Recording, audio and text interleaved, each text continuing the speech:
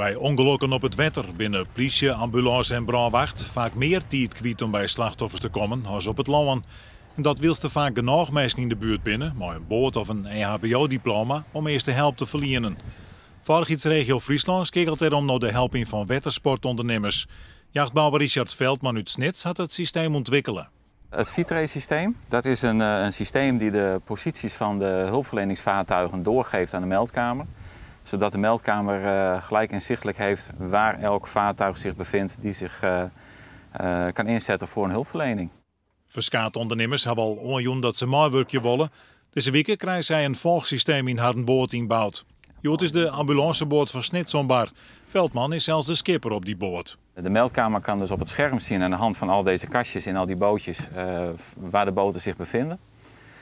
De meldkamer geeft een punt aan op de kaart waar de calamiteit zich bevindt en het systeem rekent uit welke boot er als eerste te plaatsen kan zijn. En op die manier kan het dus heel efficiënt aangestuurd worden en ingezet worden. En wat ben je nou correct aan de waan? Nou, dit is toevallig even niet van ViTrace. Dit is de C2000 aansluitingen voor de communicatie met de meldkamer.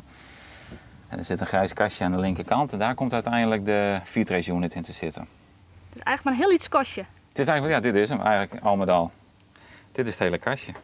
En hoe kan het nou dat in Friesland het zo volle wetter is, dat het nou pas geïnitieerd werd eigenlijk?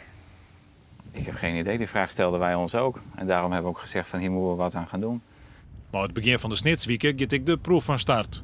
Ja, dan hebben we de meeste vaarbewegingen op het water. Dus als je het wilt testen, ja, dan is het de Sneekweek.